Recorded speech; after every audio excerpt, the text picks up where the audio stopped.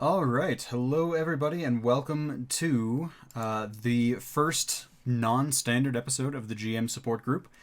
Today, I thought I would do something a little bit different since this month has been a little bit crazy for our schedules. We are not having a regular session of the GM Support Group this month, the entire month of November, mostly because of me. I am writing a book, and that has taken up a lot of time. Though I'm almost done. We still won't be having a session this month, as this current weekend we've got a lot going on, and I will probably be finishing up my book. And the weekend after that is Thanksgiving, so a lot of us will be spending time with family and trying to relax a little bit. We should be back in December, so hopefully this session will serve to tide you over until then. So what are we doing today? I know that the subject of the video is mentioned on Twitch, designing a session, but what does that really mean? What am I going to be doing for you? Well, today I'm going to walk you through how I am going to, or how I like to design a session for an RPG. Now, this mostly works for, or the method I'm going to show is mostly for designing one-shots, which brings me to a point. I have recently started a new type of RPG game designed in the West Marches style. So it's basically a bunch of interconnected one-shots. The players can join when they want to. We have a large pool of players. We're up to 8 who've already made characters.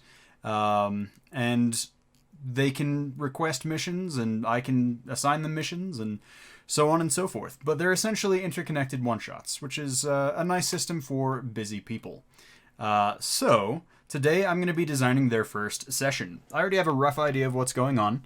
They're working for the university in the capital city of the country of Thirima, in the world that I've built, which coincidentally is the setting for my first book that I'm currently working on. So let's go ahead. We're using Fantasy Grounds, as all of us are in separate places, and we find that it's a nice, simple system once you get past the initial hurdle of how does everything work. So let's go ahead and get into it. I'll walk you through the characters that we have and how that will sort of define my choices. We first have Balin Sunburst, who is an Artificer, 3rd level. Everyone starts at 3rd level. So Artificer, he's got a decent number of hit points, pretty low on the scale. He didn't roll so well. And has some fun abilities, a little bit of magic. We can see the skills. He's skilled in a lot of things. Arcana, Athletics, History, Insight, Investigation, and Perception, all useful things. The Arcana might be useful for today. And I should mention, if you are one of my players, one of these 4 players who have signed up for this first game, do not watch this. I should think that would go without having to say it. But do not watch this. The actual session is a week from today. So if it's after that point and you want to see how I designed it, by all means. However, I highly recommend you not watch until after that point. So yeah, we've got a handful of people. We have our Artificer, who's got some magic, investigation, insight, things like that. We have a Bard. Bard, of course, is good at everything to a certain extent, and good at a lot of things to a great extent. I don't think he's chosen his expertise as of yet. So I don't know what 2 skills are going to be doubled. That was my fault. I should have reminded that when we were making the character. The Bard has a good number of hit points. 27 is a very solid outing. Constitution is +2, so that explains those stats. We go down to Stillwave, who is a Ranger. Stillwave has skills in Arcana, Athletics, Nature, Perception, Stealth, and Survival. As a Water Genasi, that's a good set of skills. And this Ranger is a little bit different than the standard in the Player's Handbook. I've adapted some of the rules from Baldur's Gate 3. I like how they handle their Ranger better than the Player's Handbook Ranger. Then we have a Druid, who is good at Medicine, Nature, Religion, and Survival. For what I have in mind, that Religion is going to be useful. Arcana is going to be useful.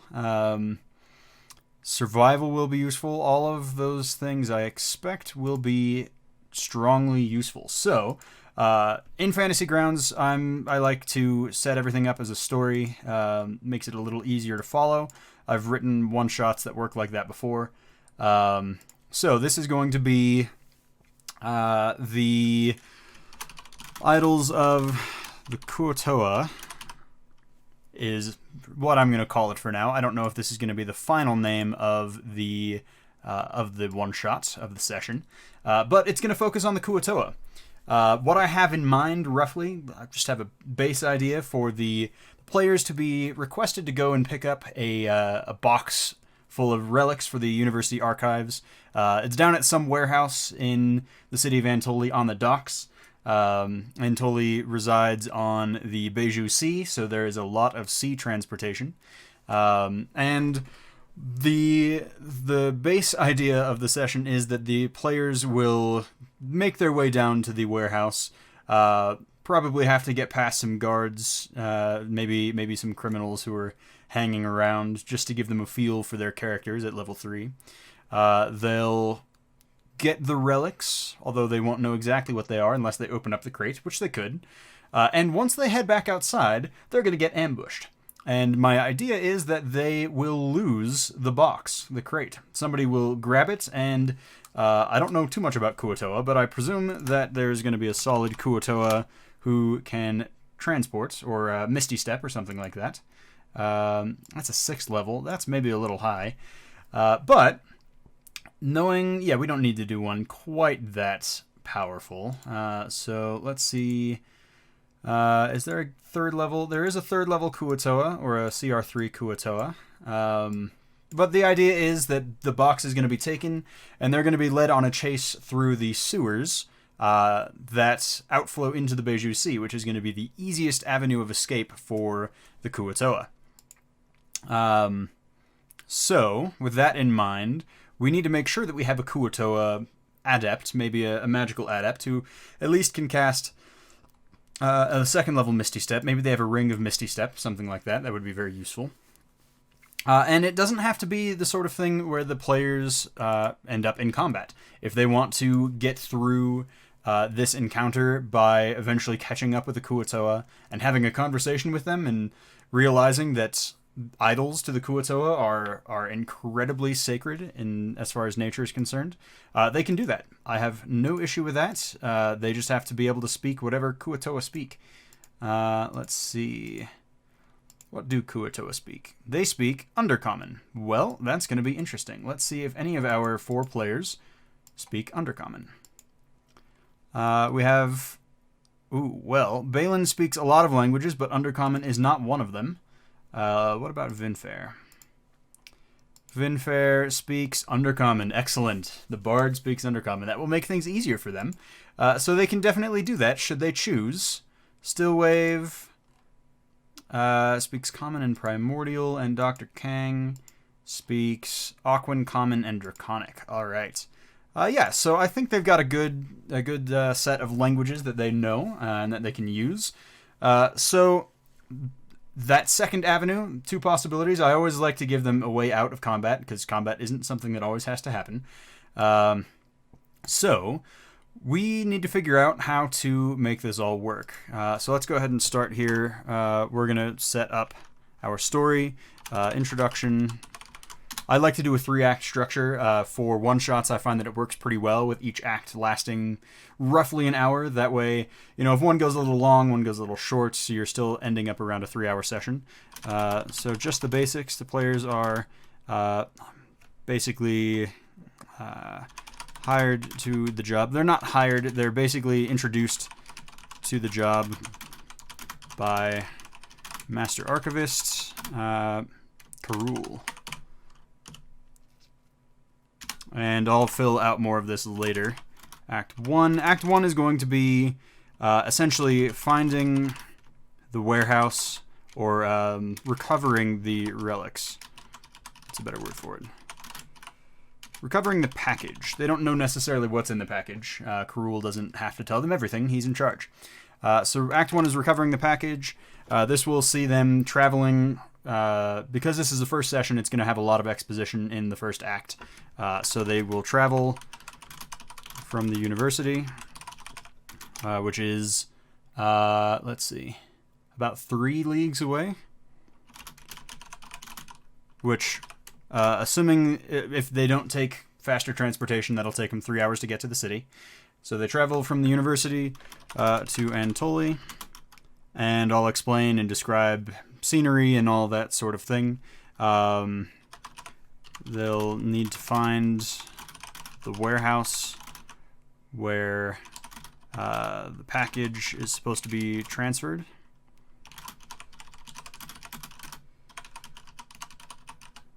And there will be some other challenges in there, but for the moment, we just want to get the basics on the page. So Act 2 will definitely have a battle. There will be some Kuo-toa who insist on fighting to the death. One of them is going to grab the package and run.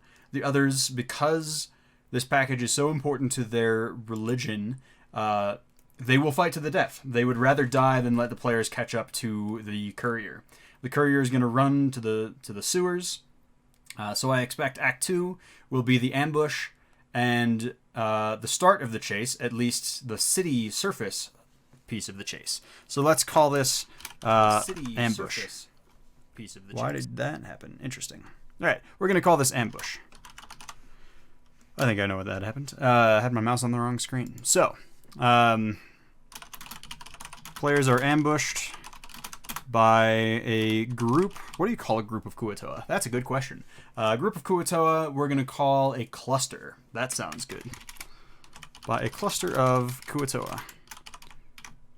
Kuo-toa. There we go. And the T is apparently not capitalized. Interesting. Who steal the package and run. All right.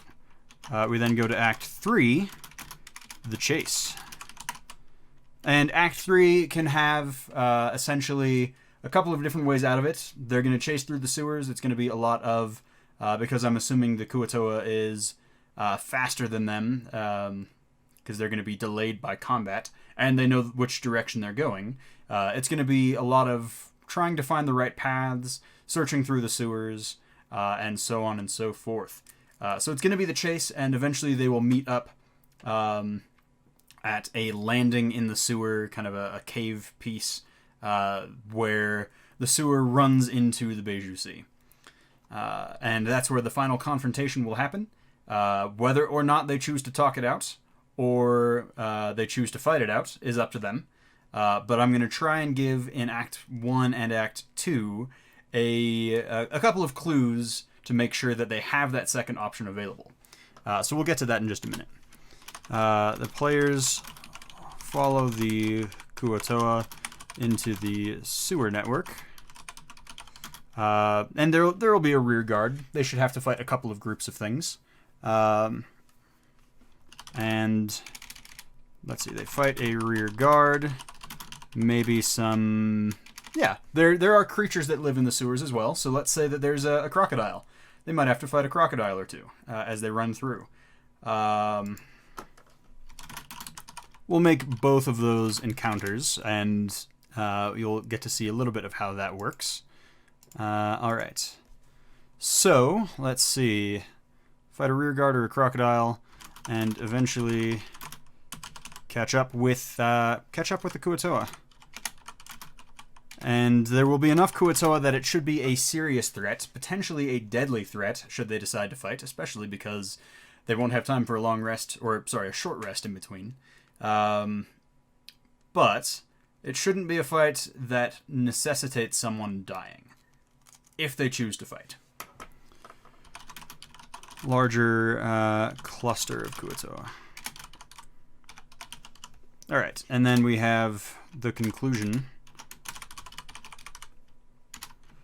The players return either successfully or having failed. And the definition of success and failure is not necessarily straightforward. Success could mean that they retrieved the package and decided to keep it for themselves and for the university, or they could have let the package go with the notion that in this particular instance, the package doesn't belong in a museum. It belongs with the people who made it, and so on and so forth.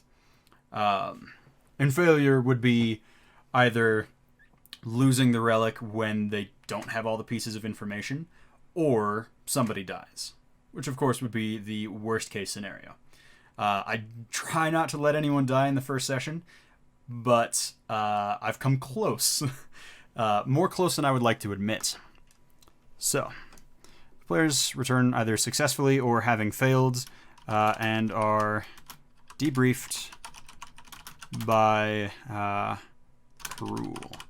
And I will also say, if they don't have, or if one of them does not have a strong history check, Karul will inform them what he knows about Kuo-toa.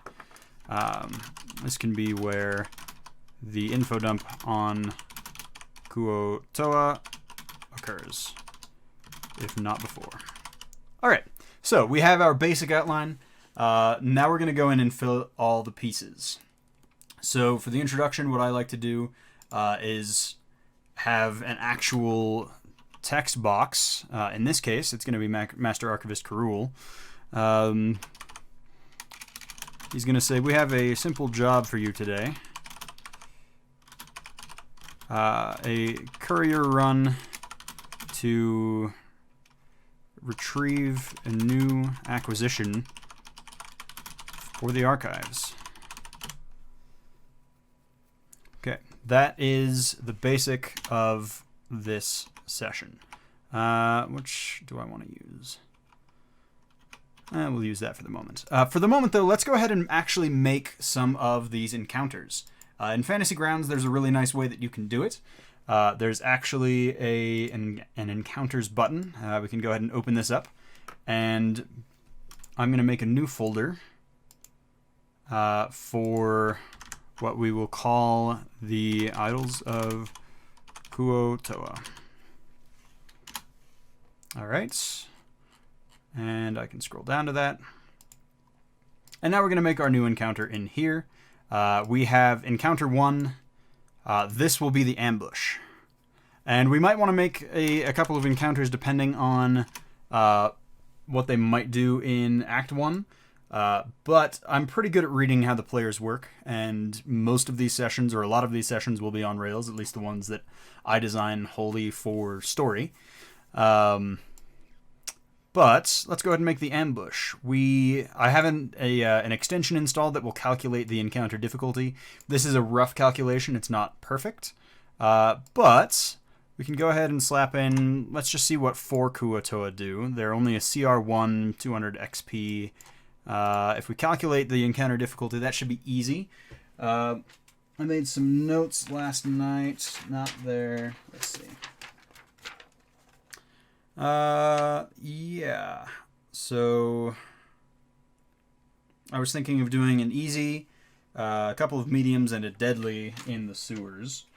So we could do that easy, but we also know that we have to have a special Kuo-toa. So let's go ahead and get out of this challenge rating mode so we can see everybody. What is a Kuo-toa? The Archpriest, I believe, is the one. Yeah, that's the CR6. We can do an in-between. We'll have a Kuo-toa Priest probably join them. We don't need an Archpriest. The Kuo-toa Whip. Let's see. What do they look like? That looks about right. What does a General Kuo-toa look like? Fish people. Yep. That makes sense. Alright. So... And again, if you are just joining us and you are a player in my game, and you are playing in the game next week, you should leave. Yeah, fishy business for sure. So yeah, the Kuo-toa, I just want to see, what does the whip do? That's the main question I have at the moment. They can do spell casting. They get a couple of first level slots. I think we want to make one who's slightly more advanced than the whip. Or we give the whip a Ring of Misty Step. That would be a reasonable thing. Let's see if that already is a thing. Let's pull up items. Or a Scroll of Misty Step, even. That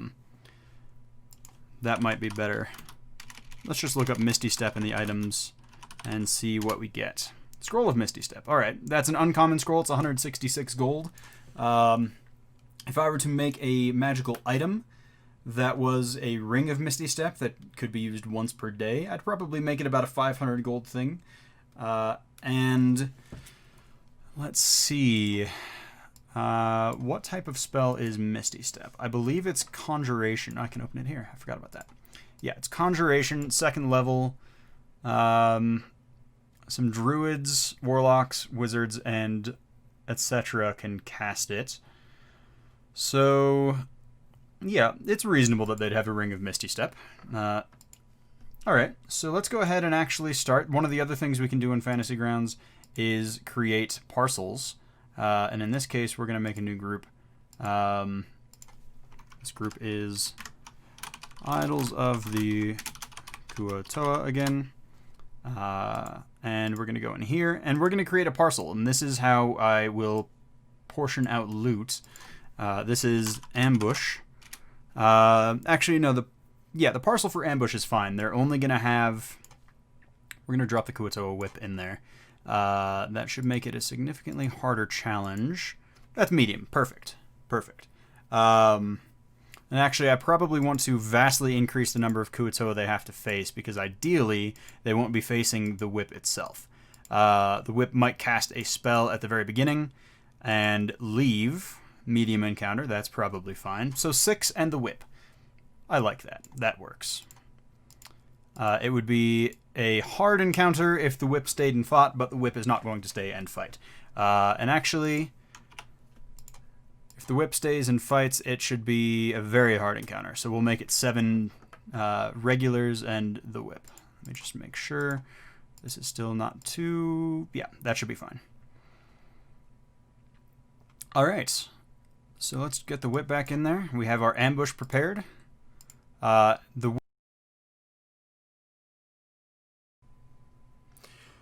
right. Sorry about that weird glitch, whatever that was. We are back and hopefully won't have any other issues. My internet didn't go down, so I'm not exactly sure. Maybe Streamlabs has an update that I did not notice. Regardless, I don't know what's happened before all of this worked, so I'm adjusting the Kuo-toa Whip to have a Ring of Misty Step. So once... switch to the right window. Once per long rest, the wielder of this ring can cast Misty Step without expending a spell slot. Awesome. So, I think... is there any information that I need on Misty Step? Let's see. I don't know that there is, but it could be important. Teleport up to 30 feet. So, yeah. You can teleport up to 30 feet to an unoccupied space you can see.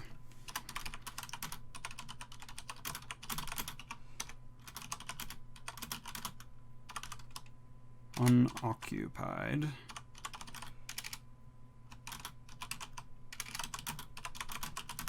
Alright. So, we have our adjustment to the Kuo-toa Whip.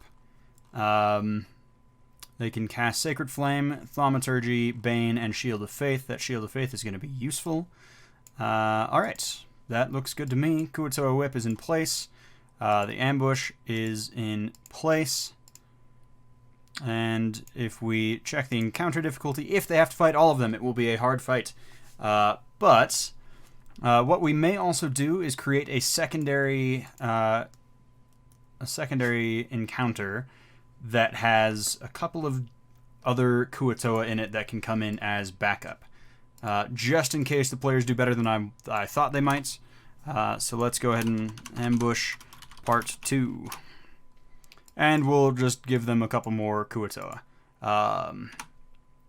that they could fight. And that should be just fine. No issues there. Because, of course, the Kuo-toa Whip has to get away. That is important to this. Although if it does get caught, they will A, get the Ring of Misty Step, which is fine. I am presuming that they would then get into the package, which is fine. And they might see, there will be a note on one of the bodies. And there will be a note on one of the bodies regardless. So, let's go ahead, now that we've got those parcel, or those things ready. Let's get our parcel, the loot, gathered together. So, ambush. And I needed that encounter up. Shame on me. We will assume for the moment that they only kill 7 Kuo-toa. Kuo-toa have spears and nets. Let's see. Yeah, so we can put in 7 spears. And we go to items and we grab a spear. Normal, everyday spears. So we want 7.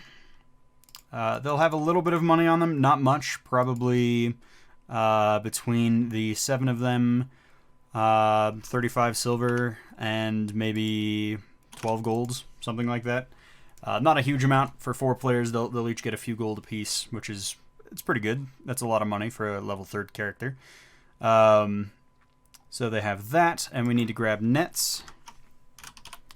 And my guess is the players are going to destroy some of these nets. So we'll put 7 in to start with, but that's something that can be changed if needed. Let's see. They all have shields.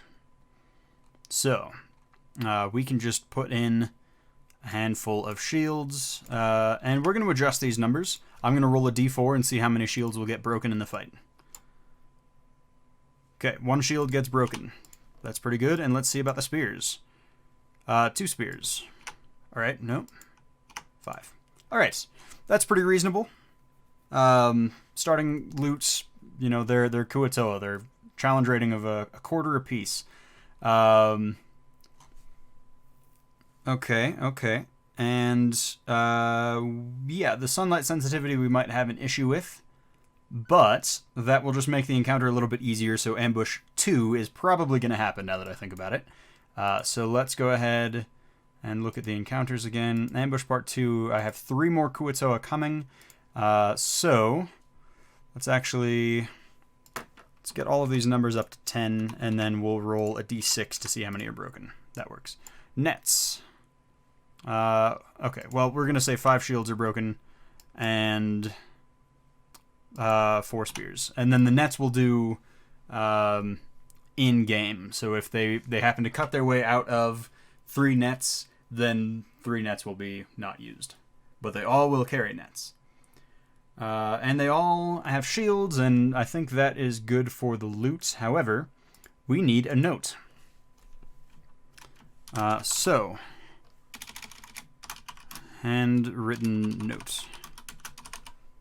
This way, if they have a hard time finding exactly where the Kuo-toa have gone, they can still figure out something.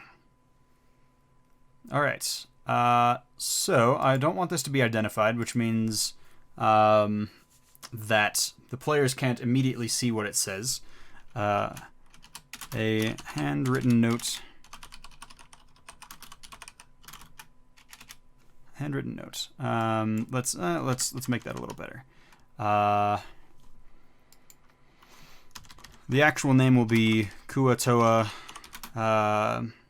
Lair Note. And the non-identified name is a handwritten note. This note seems to be written in Undercommon. And if someone speaks Undercommon, which I know they do, I will put it in their inventory and identify it for them. So, I'm not going to write out the full note as far as the Kuo-toa might have written it. This note is from a Kuo-toa leader requesting that once the idol has been retrieved, to bring it to the outflow pipe, as previously discussed. Alright, so the issue then becomes for the players, which output pipe? There are a number of output pipes in the city of Antoli. It has, most of the city is on the waterfront, so there are a good number of pipes. So there we go, we have our ambush parcel prepared. Kuo-toa note is prepared. We have the nets, the shields, and the spears prepared. Alright, I think that's good for the first encounter. Yeah, that is definitely good. So, we are a good way through. Now, what we want to do is we want to make sure that this is easy for me in the moment. So, we have Kuo-toa Ambush 1. We're going to have Kuo-toa Ambush 2. And we have Kuo-toa Combat Loot. And we're going to go ahead and drag and drop our encounters to the right spots. And then we're going to go and grab our parcel again. And most of this advice will only be useful if you are working in Fantasy Grounds. But the same principles will apply. You just might be writing these down with pen and paper. So yeah, that is a useful thing, hopefully. And we will see where we go from there. So, the chase. But you might be thinking, where does this combat happen? How are we going to run that combat? Well, I like to do an even mix of theater of the mind, especially when it's an unplanned sort of thing. But, to start with, we want a map, because maps are cool. So let's make this the city streets. And I already have a map in mind. This is from Neutral Party on Patreon. I have a lot of their maps. They're very good. And we want to choose cluttered alleys. Let's see. So if they do something in the warehouse, I have a map for that. If they do something in the alleys, which is probably where they're going to be attacked, I have a map for that as well. And I think I've already prepared this map with walls. Yes, I did. Excellent. So this map is all prepared. We're going to use the cluttered alleys and just the generic cluttered alleys. So we can go ahead and drag and drop that here, and we'll be good to go. Now, when I'm ready to play, all of this stuff is locked. I can no longer edit anything. All I have to do is click on the shield and open everything up, and then drag and drop the characters onto the map. Now, I don't know which direction. I got to be smart about where they start. But we'll get to that in a minute. We'll do all the map stuff at the end.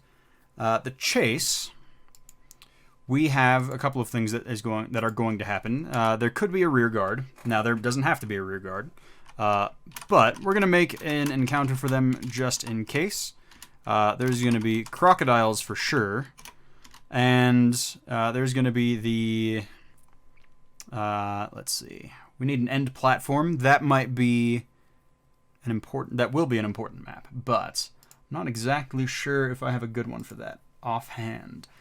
Let's see.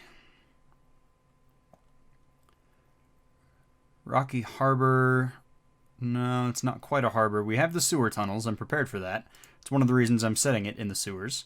I did not put line of sight on that one. Let's do dark. This is the one. All right. So this is where any encounters with guards or crocodiles might occur. And then we really just need a large platform for the ending fight, which I am sure I can find something somewhere. I've got a lot of maps. None of those are great. We could always set it in a fighting pit if we need to. It doesn't have to be perfect. It doesn't have to be exactly what they might see. And I could do something like this. This actually isn't a bad idea. And just put a mask on all of the areas that they can't see, so it looks like, hey, all of this is actually underground. And there's a cool thing I can do. If I make... This is all the new Fantasy Grounds Unity stuff.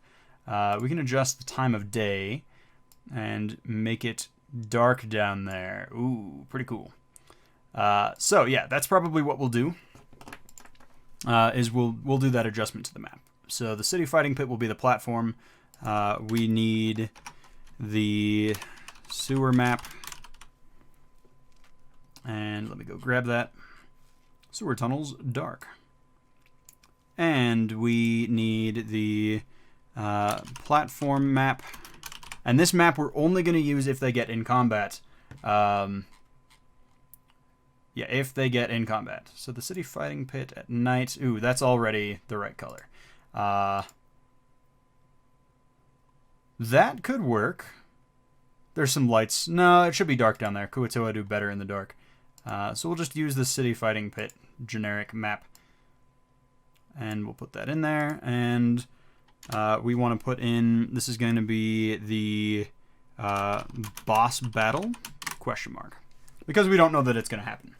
So we have everything pretty much set up in the ambush phase.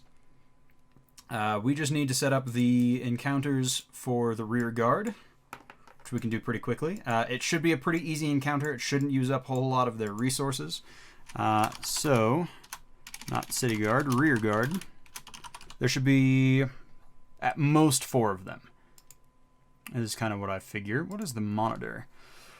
Monitor's a challenge rating of 3. They're kind of nasty. What if we just did that? How difficult of a fight would that be? That'd be a medium fight. That's a little much.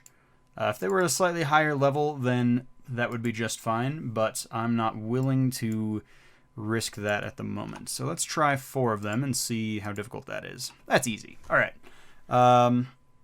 So let's see.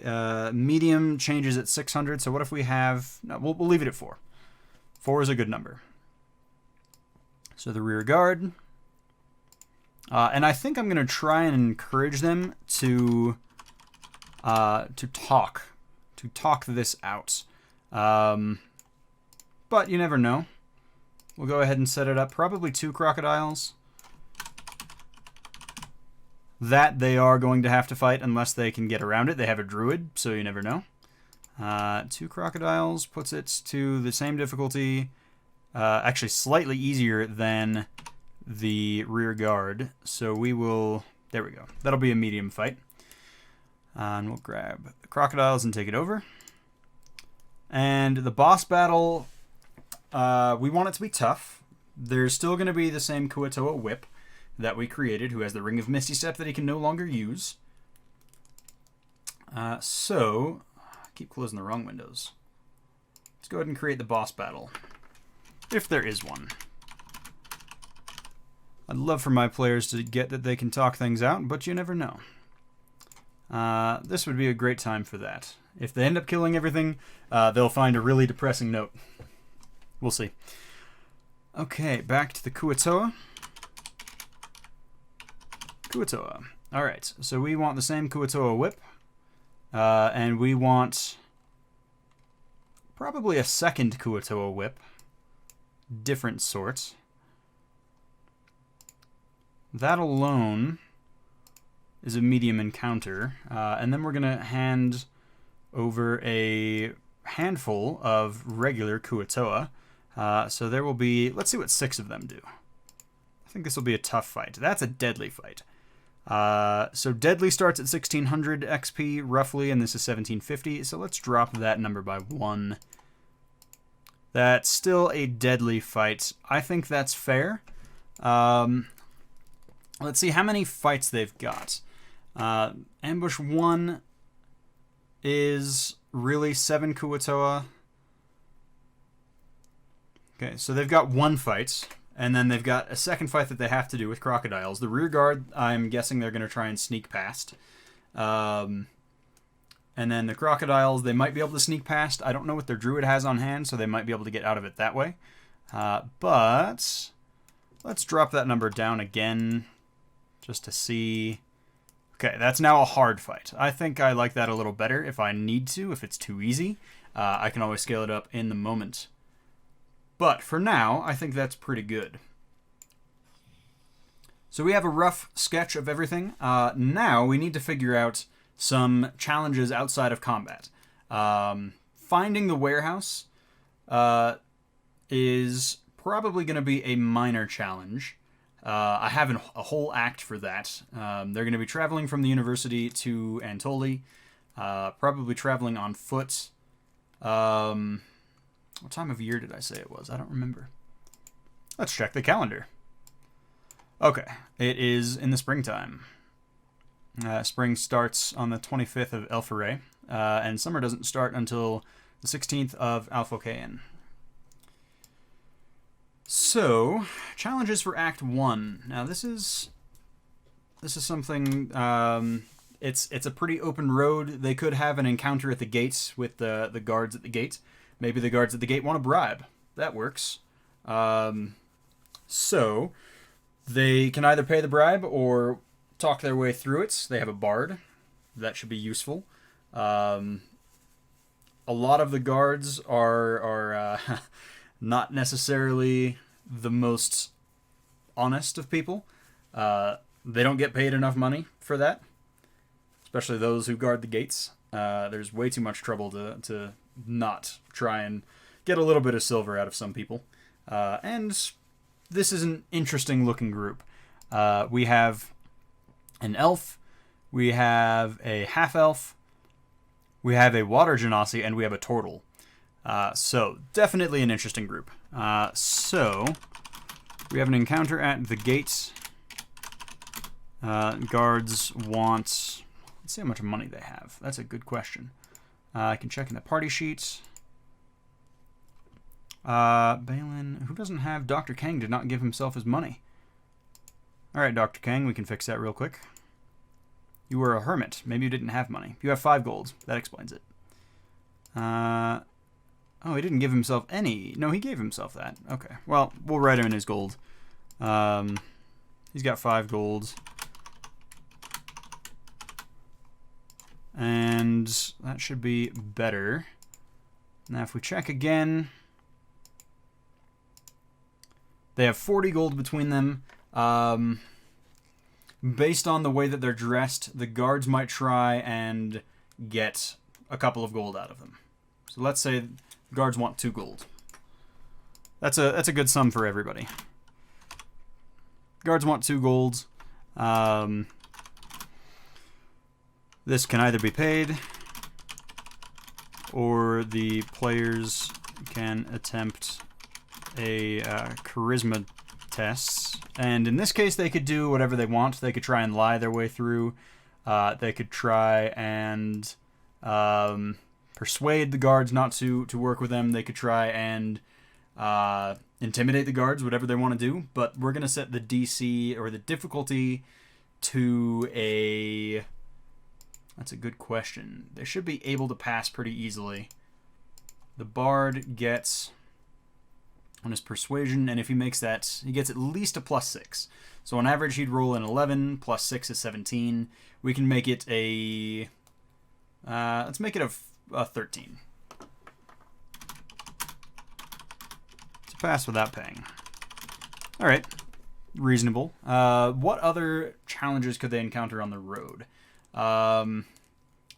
There could be a bear on the side of the road that they need to sneak their way past. Or we don't need to put another potential combat encounter. Knowing my players, they might just attack the bear. So, let's go ahead and put something a little bit different in there. Let's have a traveling caravan. Sure, they'll pass a traveling caravan. Heading from Antoli to Galden for... what was the name of the guy in Galden? Now, this is this is the hard part of making your own worlds. You eventually start to forget things. So, Thalonia, Galden, Duke Edward Garethson.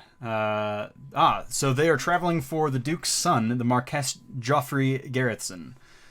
Heading from Antoli to Galden for the birthday. Where did I just start typing that? Wrong window. For the birthday of the Marquess Geoffrey Garethson. Okay. They might recognize the bard and challenge him to a duel. A duel of words. And I'll say... if they roll, it's always fun to roll for this. If they roll higher than an 8, they'll recognize a fellow bard. And we'll challenge him in fun, or for coin, to a battle of wits and words. I've been playing a lot of Assassin's Creed Valhalla, so I was thinking about flighting when I thought of this just a moment ago. Alright, so there's a couple of encounters on the way to the gate. I think that's pretty reasonable. It takes them 3 hours to get there, so they see maybe an hour into their journey, this traveling caravan. What else should they see on the journey? They also see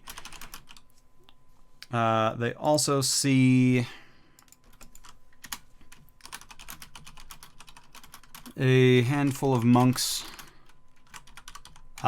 religious monks, so monks with a lowercase m and not the class monks. They pass a handful of monks praying to Antia on the side of the road.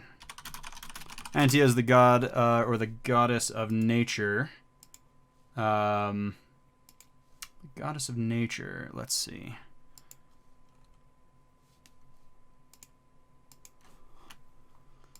Let me just make sure. I'm pretty sure Antia's a feminine god. Yes. On the side of the road. Okay. Sure. There's a couple of interesting things to see on the way. However long they choose to interact with things will depend. Sorry,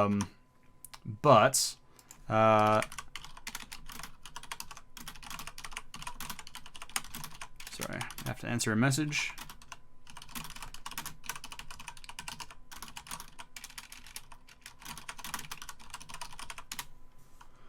Okay, so that's pretty good for Act 1. We have their journey, we have a couple of interesting things to see, and I can give all sorts of exposition. It's very useful that I have written now more than 45,000 words this month on this region of my world. I'm very glad that this is kind of coinciding. Act 2, the ambush. Yeah, actually, at the end of Act 1, as they enter the warehouse, I'm going to give them a map because it makes people afraid. So, cluttered warehouse. Just so. And nothing will happen. Yep. I always like doing that. Just because there's a map, it doesn't mean there has to be combat. Doesn't mean there has to be somebody trying to kill you. Alright. So, we have Act 2 is mostly going to be combat. And it's probably going to last a little while, especially since these are characters new to the players. We want to have a couple of other challenges. If they lose sight of the... what was the name of that? It's a whip. If they lose sight of the Kuo-toa whip,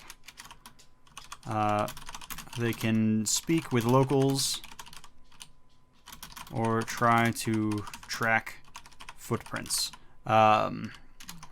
So let's go ahead and make this. There we go. Speak with locals to see if any of them have any accurate information. They can do a charisma, either probably persuasion. Let's make it a general charisma check. Charisma check. DC 12. Not particularly hard. If they want to track footprints, it will be survival. I believe survival is usually used for that. This one's going to be a little bit tougher because they might not know this thing has moved 30 feet before they even can start looking for it. And I just want to double check that survival is the best thing to use there. Follow tracks. Yeah. So, actually, it could be investigation to find the tracks, or to find a sewer entrance. So we can have that as an option as well. Find sewer entrance. And we'll set this investigation DC, just in general, to find a generic sewer entrance. To find the right one is challenging. To find any one is pretty easy. So we'll make it a DC 12 with a DC 16 to find the right one. Now, if they can follow tracks, they don't have to do that at all. If they can find a local who sees exactly where they went, which is going to be a little more challenging. They can find a local who saw they went that way, but that finding a local who said, ah, they went that way, and they went in that sewer grate, that's a little harder. Alright, that's pretty good. Couple of options there. And that, of course, is all assuming that they manage to, or that the Kuo-toa whip manages to get away with the relic. And I'm going to have to ask which player is carrying it to start with. Yeah, I think it'll still work pretty well. They have a special connection to the idol that's inside, so I can explain away some of the fact that they managed to get away so quickly with that. And actually, I'm going to make the Misty Step ring a bonus action. At least for this Kuo-toa, who is attuned to it. That's an interesting idea. Let me take a look here. Misty Step is normally an action, I believe, isn't it? That's a good question. It's a bonus action. So using the ring is a bonus action. That actually works perfectly. All right. Without spending once per long rest, can cast Misty Step as a bonus action. All right, so the Kuo-toa can Misty Step, use its 30 feet of movement, and use its 30-foot dash. That's 90 feet. And then every round after that, they can go 60 feet. Yeah, awesome. Awesome, I'm glad I checked that. Okay. So we have Act 1 is good. Act 2, I think, is pretty solid. The combat in the streets, I might set up. I will probably set up where the ambush is happening before the game, because there's nothing worse than the DM taking what feels like a year at the moment to set everything up. Plus, if you set up your maps in advance, if you set up initiative in advance for your bad guys, your players have less time to think, and that's really useful in an ambush to kind of simulate the fact that they have no idea what's going on. You tired? All right. So that is Act 2. I think that's pretty solid. Describing Antoli shouldn't be particularly difficult. A lot of the architecture, similar to the capital city of Creatan, Eldarim, a lot of the architecture is based on ships. The first settlers here probably had sailed from somewhere else. Well, maybe not here. No, but it's still similar designs. It's a lot of wood with sweeping swoops. Cool. But regardless, that's good for Act 2. Act 3. Let's see. Act 3. We have the sewer map. The rear guard is going to be in there somewhere. So let's go ahead and put in... if the players want to sneak past... First off, to see the guards, because the guards are kind of hiding in wait for them as well. Let's see. Sorry, distracted there. So yeah, to see the guards, it's not going to be particularly hard. They generally have a low dexterity, so it's going to be, let's say they rolled average. To see the guards before they reach the juncture. Actually, they might not even have to make a check, because the passive perception... 14, yeah. They've got 2 members of their group who have... Actually, 3 of their group will be able to see the guards immediately. So, we don't need to worry about that at all. 3 of the group have high enough passive perceptions to notice the rear guard well ahead of them in the tunnels. If they want to sneak past, they can make a stealth check. And I don't know what the results of the stealth check will be, because the guards will have to roll a perception check, which they're pretty good at. +4. So, on average, they're going to have to roll a 14 or higher for group stealth. So that should be pretty good. That will get us to the rear guard. Similar, let's check the crocodiles here. They're probably a little harder to spot. Yep, they get a bonus to stealth. Because they are proficient in it. They can hold their breath for 15 minutes. I'm going to say it's harder to spot the crocodiles before any of that happens. Their passive stealth would be, or if they were to roll an average stealth check, it would be a 13. Let's just roll a quick one. All right. So yeah, it's going to be harder to spot the guards for sure. I think what I will do is let the group members who are proficient in perception, which I think is that's a good question. Let's check that out. Who's proficient in perception? We have Balin. Vinfair, I don't think is. He is not, but he's Jack of all trades, so he gets an extra +1.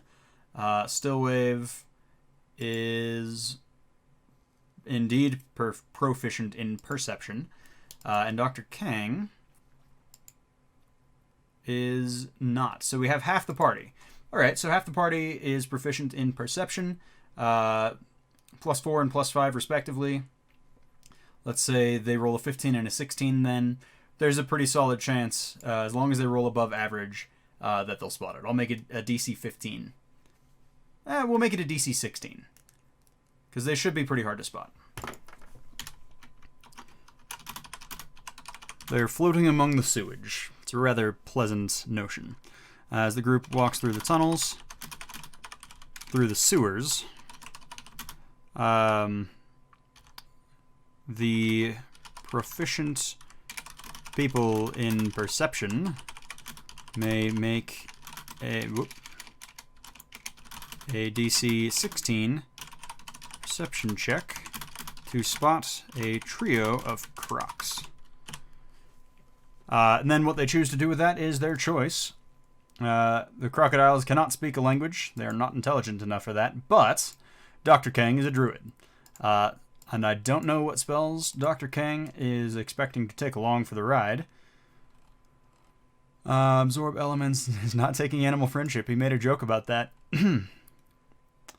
Alright.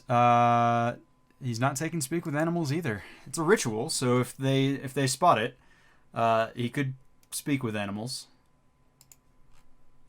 So yeah, that's reasonable. That's reasonable.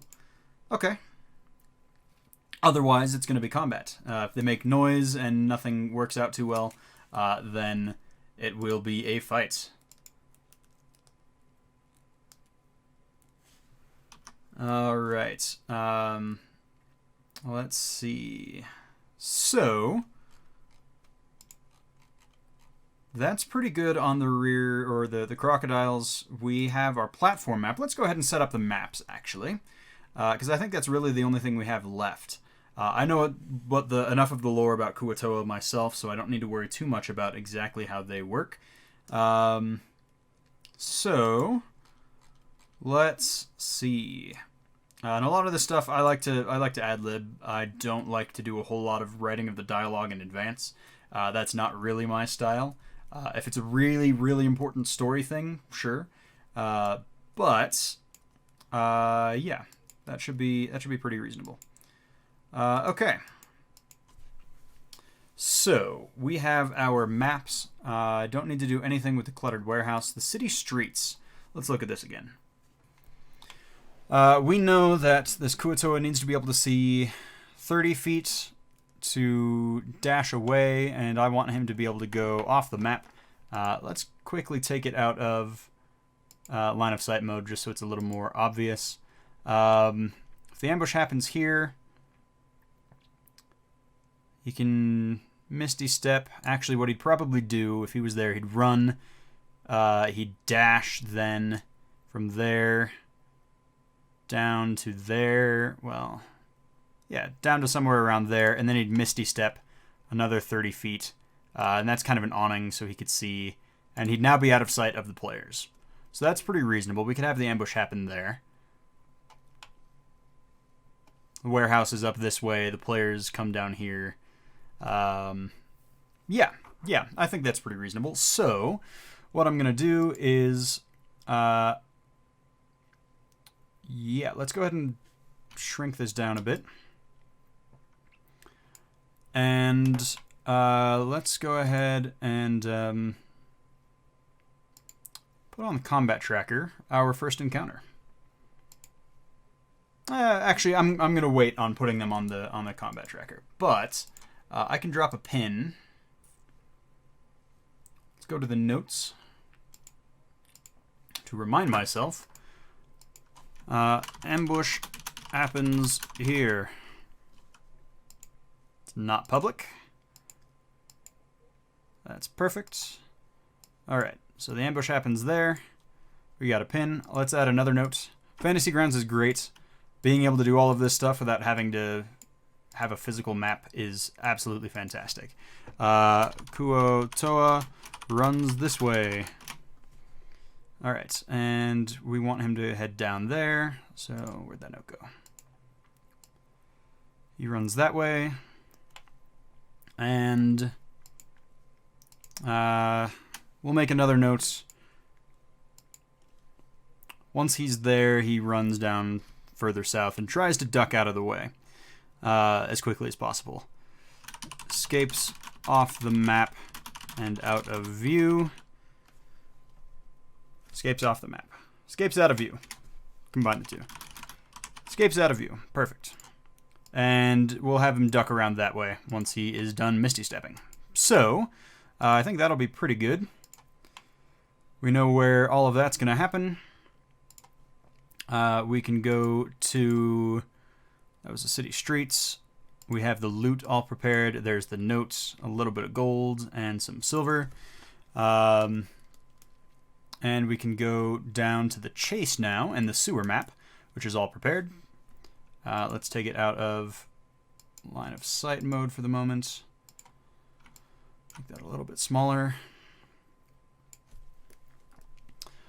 All right. They're going to enter the sewers here. So we'll make a note.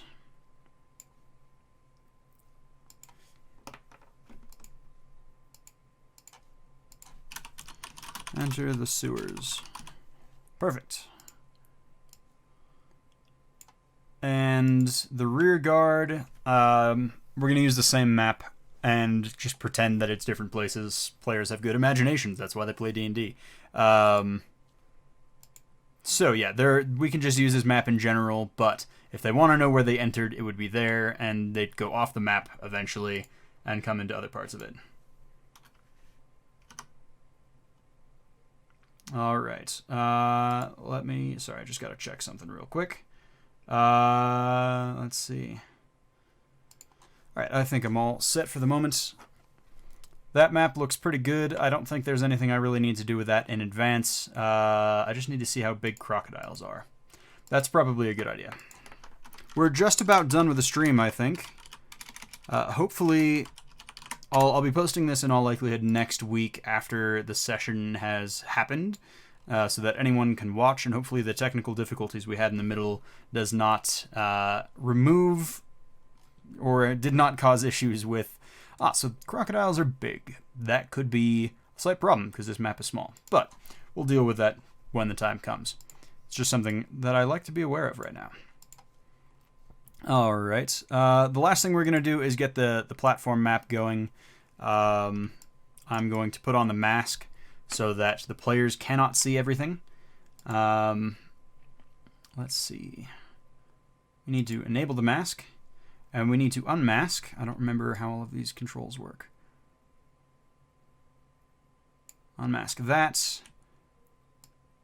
Nope, don't want to hold shift.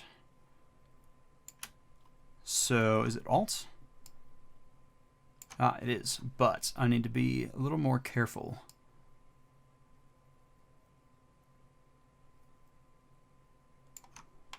Dang, that's not what I wanted to do. Alright, let's just redo all of this. So the mask is nice. It means that your players cannot see outside of a particular zone. So we're going to do as little of this as we can at a time, and we're going to try and get as much done with rectangles as possible. Because rectangles are your friend. I hope everybody knows that. Let's get the map in the right spot. Perfect. Perfect.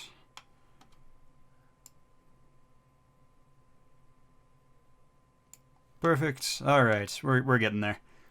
We can zoom out a bit for that one. Okay, and then we just have the corners, which I think I can do if I am careful. Okay, awesome. Oh, the freehand mode, I'm so bad. All right, that worked, that worked.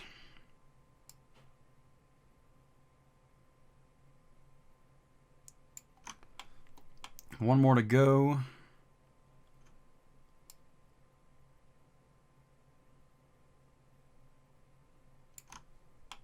All right, and I think if I go into the, I want to see what it looks like from my player's side. Can I do that? Line of sight doesn't matter. Although it could. Let's actually add some line of sight. There's only a little bit that needs being done, because this is a raised bit of platform. So we'll go ahead and add in a new layer and add in just a couple walls they can't see past.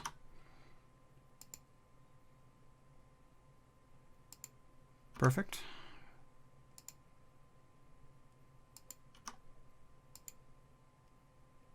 It absolutely does not have to be perfect, because you can rearrange things later. Fantasy Grounds Unity is absolutely amazing. If you have not played around with it yet, I highly recommend it. Oh.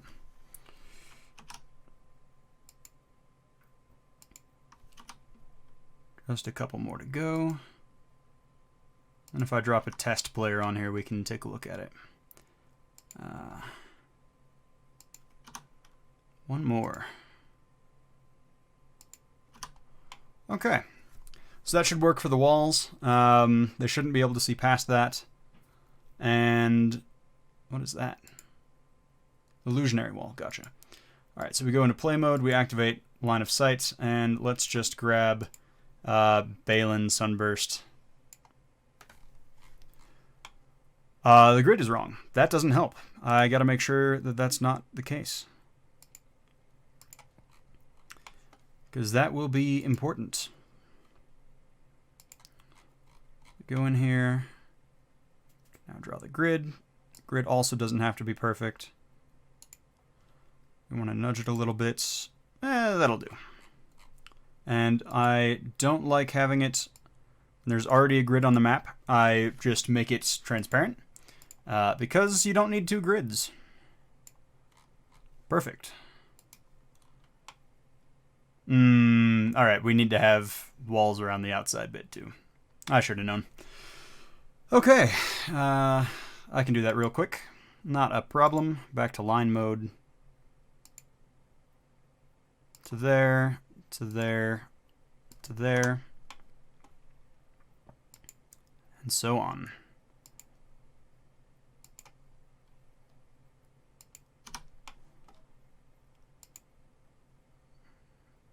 Yeah, not particularly hard. We don't even have to say that this is a raised piece.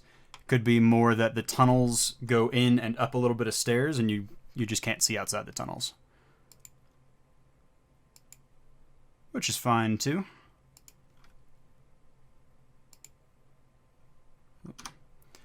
That one we're going to need to fix, because they got to meet. There we go. Okay, so now, and those aren't, I guess those could be pillars. We can do that.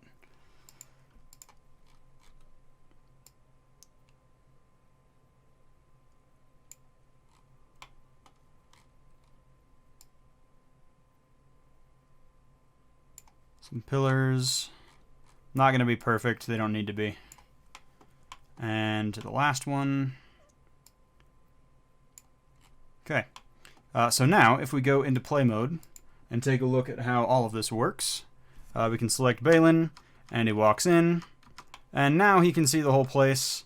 He can move around, and it's all fantastic. Cool. Yep, that'll work just fine. If they end up having combat, that's where it would happen. So, we are all set. We can delete Balin. We can refresh the line of sight. And I think we are pretty much ready to go. So we have the platform, we have what would be the boss battle if that should happen. And yeah, I think we're set. So that is basically the end of my preparation. I might do, a couple of little things, writing in maybe some notes for the introduction, especially as this is the first session. Might do some things for the conclusion as well. Might make a little note about the lore of Kuo-toa and so on. But yeah, that is how I design a session, at least a one-shot session. As we go on, I'll probably do this a couple more times once my game settles in. But this should be a very basic one-shot. You can almost always design a session to work like this. And, if you're in a particular spot in your story in your game, you just kind of mold it to fit with your story.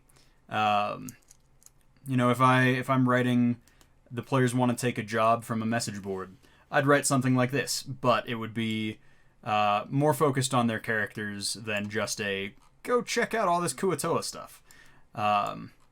But that is all there is to it. I'll leave the session up for a few minutes. If anyone has any questions and would like to ask in chat, now would be a great time for that. If not, we will see you in the next one. You can always send us an email.